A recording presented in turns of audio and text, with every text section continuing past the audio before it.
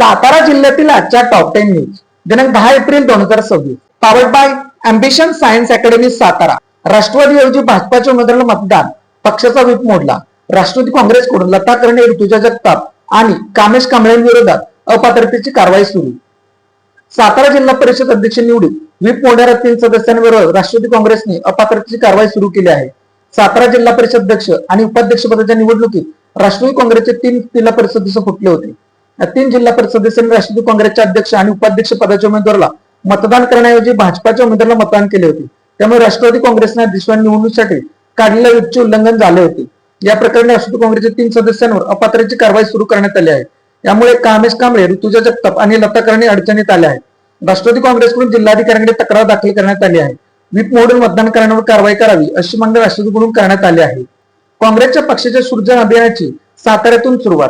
हिमाचल प्रदेशचे आमदार मलिंदर राजन यांची प्रमुख उपस्थिती। पक्ष संघटन सृजन अभियानाची सुरुवात सातारा काँग्रेस कमिटीकडून करण्यात आली आहे। याचा उद्देश सातारा जिल्ह्यासह राज्यात काँग्रेस पक्ष मजबूत करणे हा आहे। सर्वसामान्य जनता, महिला व शेतकरी यांच्यासाठी काँग्रेस पक्ष अवजड असून भाजपला विरोध करण्यासाठी काँग्रेस सक्षम होत असल्याचे मत हिमाचल प्रदेशचे आमदार मलिंदर राजन यांनी व्यक्त केले। सातारा जिल्ह्यात काँग्रेस पक्षाची गावपातळीपासून पुनर्बांधणी करण्यासाठी संघटन सृजन अभियानाची सुरुवात करायचे ते म्हणाले। ऊस उत्पादक शेतकऱ्यांचे घामाचे पैसे द्या, अन्यथा घरासमोर वसुली आंदोलन। राजू शेळके। 8 दिवसांच्या सर्व थकीत ऊस बिल 15% विलंब व्याजासह थेट शेतकऱ्यांच्या खात्यात जमा करण्यात यावे, अन्यथा संबंधित कारखान्याचे संचालक व चेअरमन यांच्या घरासमोर बेमुदत वसुली आंदोलन छेडण्यात येईल असा इशारा स्वाभिमानी शेतकरी संघटनेचे जिल्हाध्यक्ष राजू भोसले यांनी दिला आहे। असा इशारा स्वाभिमानी शेतकरी संघटनेचे जिल्हाध्यक्ष राजू शेळके यांनी दिला आहे। मार्च अखेर उलट तरी ऊस बिल नाही, आता थेट घरासमोर बेमुदत वसुली आंदोलन असा इशारा देत सातारा जिल्ह्यातील उत्पादक शेतकऱ्यांच्या वतीने स्वाभिमानी शेतकरी संघटनेकडे उमेदवार घेतली आहे। सातारा गाव संपूर्ण शेतकऱ्यांना त्यांच्या हक्काचे ऊस बिल अद्याप मिळाले नसल्याने शेतकरी अडचणीत सापडला आहे। बँकेचे कर्ज, मुलांचे शिक्षण, लग्न समारंभ तसेच दैनंदिन गरजा भागवण्यासाठी पैसे उपलब्ध नसल्याची स्थिती निर्माण झाली आहे। पाणी पुरवठ्याची बिले थकल्याने जिल्ह्यातील कामे बंद। जलजीवन मिशन अंतर्गत सुरू असलेल्या नळ पाणी पुरवठा योजना बिले ठेकेदारांना मिळाली नसल्याने कामे तत्काळ बंद केली आहेत। प्रलंबित बिले तत्काळ न दिल्यास पाणी पुरवठा बंद करण्याचा इशारा महाराष्ट्र राज्य कंत्राटदार महासंघाच्या वतीने जिल्हा परिषदेच्या मुख्य कार्यकारी अधिकाऱ्यांना निवेदनाद्वारे देण्यात आला आहे। सातारा जिल्ह्यात जलजीवन योजनेअंतर्गत मोठ्या प्रमाणात कामे पूर्ण करणे गेल्या 1.5 वर्षांपासून कामाची बिले प्रलंबित आहेत। त्यामुळे कंत्राटदार, मजूर, साहित्य पुरवठादार यांच्यावर आर्थिक ताण आला आहे। आर्थिक अडचणीच्या पार्श्वभूमीवर काही कंत्राटदारांनी आत्महत्येसाठी टोकाचे पाऊल उचलल्याच्या दुर्दैवी घटना घडल्या आहेत। आर्थिक अडचणीमुळे व कामकाज बंद पडल्यामुळे परिसरातील नागरिकांना तीव्र पाणी टंचाईचा सामना करावा लागू शकतो। शासन कार्यालयाच्या अटी व शर्तीनुसार प्रलंबित बिले वेळेत देणे ही संबंधित प्रशासनाची जबाबदारी आहे। मात्र दिनांक 7 एप्रिल पासून योजनेनंतर सर्व कामे तत्काळ बंद करण्यात आली आहेत। कालगाव तालुका कराड ते चोरट्याकडून 14 शेतकऱ्यांच्या कृषीभूमीच्या केबल लंपास। हेळगावातही केबलवर दोर चोरी। कालगाव तालुका कराडच्या उत्तरेला खडक नावाच्या शिवारात कृष्णा नदी पात्रात पाणी उपसा करण्यासाठी बसवण्यात आलेल्या 14 शेतकऱ्यांच्या कृषीभूमीच्या 1000 रुपयांच्या केबल बुधवारी एकाच रात्री 9 ते 12 या वेळेमध्ये भारनियमांचा फायदा घेऊन चोरट्यांनी चोरून नेल्या। या चोरीच्या घटनेमुळे शेतकऱ्यांच्या तोंडचे पाणी पाहिले असून एकाच वेळी घडलेल्या चोरीच्या घटनेने परिसरात खळबळ उडाली आहे।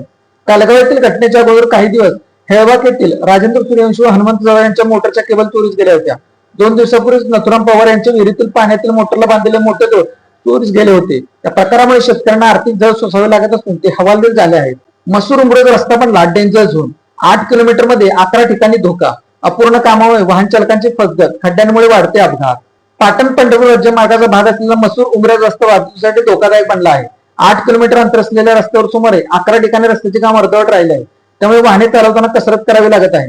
या प्रकारामुळे दररोज किरकोळ लहान मोठ्या अपघाताच्या घटना घडत आहेत। सोमवारी रस्त्यातील खड्डा चुकवण्याच्या प्रयत्नात रिक्षा आणि जीपमध्ये अपघात होऊन एका महिलेचा जीव गमवावा लागला तर अन्य 6 महिला गंभीर जखमी झाल्या आहेत। मनकरणवाडी तालुका मान हद्दीत दिवसा ढवळ्या घरफोडी, 3 तोळे सोन्याचे दागिने लंपास। मनकरणवाडी हद्दीतील लोणार वस्ती येथे बुधवारी दुपारी भरदिवसा अज्ञात चोरट्यांनी घरफोडी केल्याची धक्कादायक घटना घडली आहे। या घटनेमुळे परिसरात भीतीचे वातावरण निर्माण झाले असून मसवड पोलिसांनी घटनास्थळी भेट देऊन तपास सुरू केला आहे। लोणार वस्ती येथील अंगणवाडी सेविका कोमल राहुल जैन या बुधवारी सकाळी सुमारे 9 वाजता त्या अंगणवाडी कामासाठी गेल्या असताना घरात कोणीही असल्याचा फायदेघात अज्ञात चोरट्यांनी घरात प्रवेश केला आणि 3 तोळे सोन्याचे दागिने चोरून नेले। चोरी झालेली जागा सातारा लातूर मुख्य महामार्गावर असल्याने येथे नेहमीच वाहनांची वर्दळ असते। विशेष म्हणजे याच ठिकाणी 2 वर्षापूर्वी सुमारे 4 लाख रुपयांच्या शेळ्यांची चोरी झाली होती।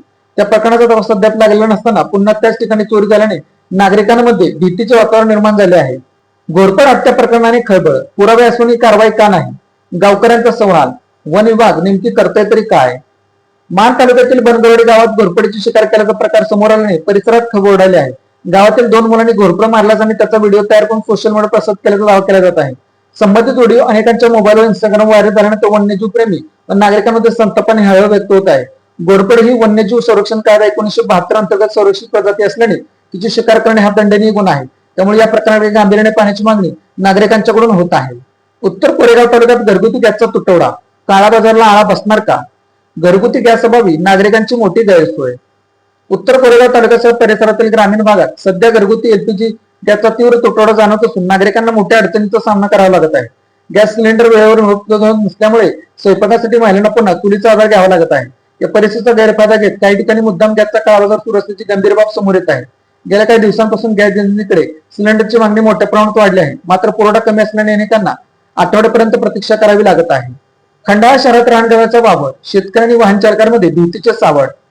पारगाव खंडाळा शहराच्या मध्यवर्ती भागात मध्यरात्री रानगव्याचा वावर दिसून आला. रात्री नागरी वस्तीत रानगव्या आल्याने शेतकरी आणि वाहन चालकांमध्ये भीतीचे सावट पसरले आहे. ज्ञानदीप पतसंस्था व राजेंद्र विद्यालयाच्या मध्ये असणाऱ्या ओढ्यातून रानगावा रस्त्यावर आला. काही दुकानांसमोर हा रानगावा फिरताना दिसून आला. सध्या उन्हाळ्याची चाहूल लागली असून तालुक्यातील डोंगराळ भागात ठिकठिकाणी वणवे लागल्याचे प्रकार होत आहेत. त्यामुळे अन्न पाण्याचे हे प्राणी आता मानवी वस्तूकडे वळू लागले आहेत. Ambition science academy Satara, scientific way of success. 11-12 science, NEET, JEE, MST, CET, CBSE, HSC crash course शिकवण्याचे साताऱ्यातील योग्य ठिकाण. संपर्क 95-1856-8168. Made in Satara bags. Satara शहरातील महिलांनी बनवलेल्या उत्तम प्रकारच्या बॅग. संपर्क 95-94-415-115. Lalit tailors. Look good, feel good. शाळा, कॉलेज, विविध व्यवसाय या ठिकाणी लागणारे जॅकेट बनवून मिळवण्याचे योग्य ठिकाण. पवई नाका, सातारा. अशाच बातम्यांसाठी जिल्हा सातारा या यूट्यूब चॅनेलला सबस्क्राईब करा. व्हिडिओ आवडल्यास व्हिडिओ लाईक करा, व्हिडिओवर कमेंट करा आणि व्हिडिओ जास्तीत जास्त लोकांपर्यंत शेअर करा.